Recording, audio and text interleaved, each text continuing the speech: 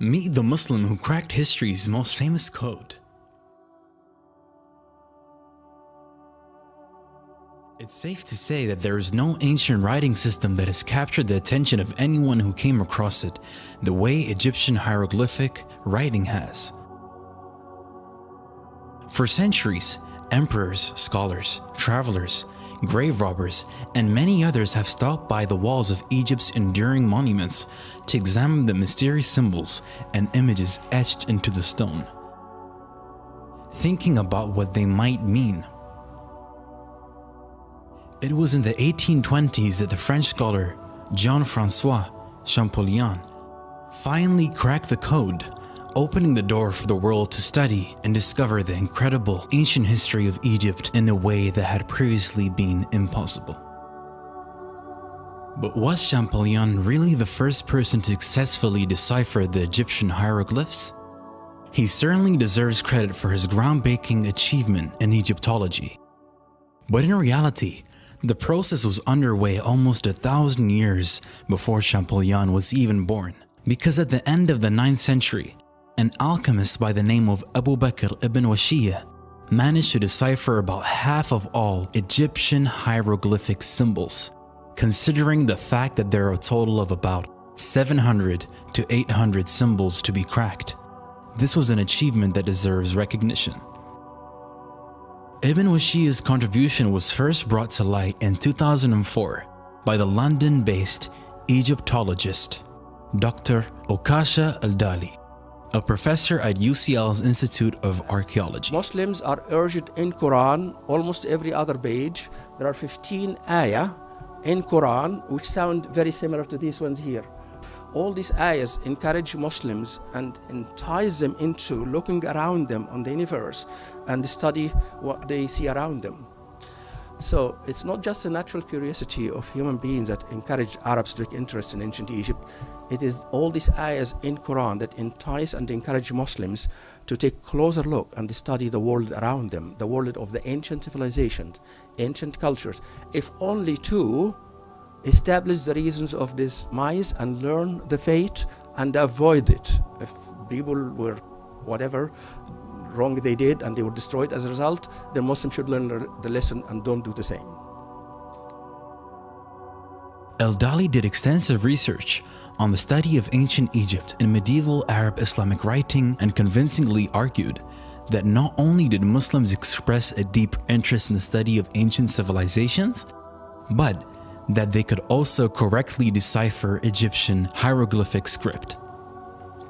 But who was this Ibn Washiyah? And why was he trying to decipher the hieroglyphs in the first place? The little information we have about his background is hopelessly confusing.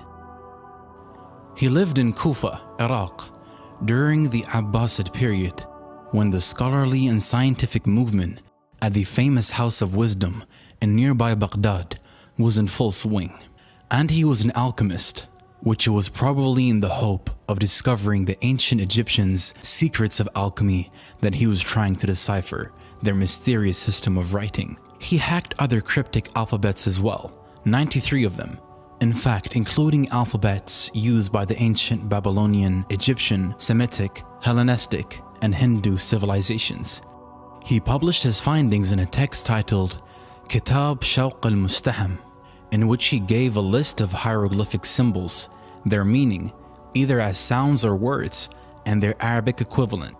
Al-Dali compared Ibn Washiyah's conclusions on hieroglyphics with Egyptologists' modern-day understanding of them and found them to be accurate.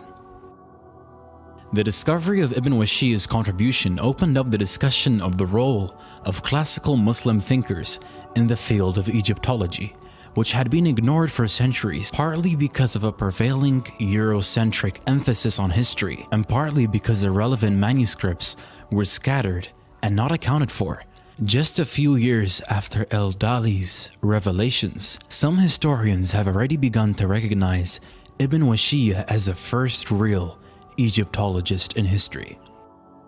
About a century later, another Muslim, Abu Rayhan al-Biruni, would become the first Indologist in history. Al-Dali emphasized that because of their prejudices about Islam, Western scholars have been unfair to classical Muslim Egyptologists. Western culture misinterprets Islam because we in the West think teaching of civilizations before the Quran is shunned, which isn't the case, he said. They valued history and assumed Egypt was a land of science and wisdom, and as such they wanted to learn their language to have access to such vast knowledge. In reality, the research in Egyptology that classical Muslims carried out is even more reliable than the research of their contemporaries in pre-modern Christian Europe. Critically, they did not, unlike the West, write history to fit with religious ideas of the time, which makes their accounts more reliable, said Al-Dali. They were also keen on the universality of human history based on the unity of the origin of human beings and the diversity of their appearance and languages. Ibn Washiyya is just one example of the general attitude towards ancient civilizations that Dr. Al-Dali is describing in these statements. Shortly before Ibn Washiyya's time, the famous Abbasid Khalif al-Ma'mun had visited Egypt while on a military campaign and had asked a sage, Ayyub ibn Maslama, to try to translate the fascinating hieroglyphics for him. Ayyub failed, but Ma'mun at least managed to force open the blocked entrance to the Great Pyramid at Giza that tourists still use today. Jabir ibn Hayyan, who was widely considered to be the father of chemistry, was also fascinated by the hieroglyphs and the secrets they may hold regarding his field of research. Similarly, the 9th century Sufi saint Dhahn Nun al-Misri was also deeply interested in the Egyptians' hieroglyphs. The classical historian al-Mas'udi described him as one of those who educate the history of these Egyptian temple ruins. He roamed among them and examined a great quantity of figures and inscriptions. Dhahn Nun al-Misri is said to have eventually deciphered the hieroglyphs, and there may be many other examples just waiting to be discovered. It is possible that another Muslim actually managed to crack the hieroglyphic code entirely, but even with the sources we have, we can say with confidence that Ibn Washiyya, the first real Egyptologist, made the biggest contribution toward deciphering the hieroglyphs until Champollion finished the job nearly 1,000 years later. Muslims today would benefit immensely from continuing to explore different cultural traditions and historical mysteries with the same spirit and zeal.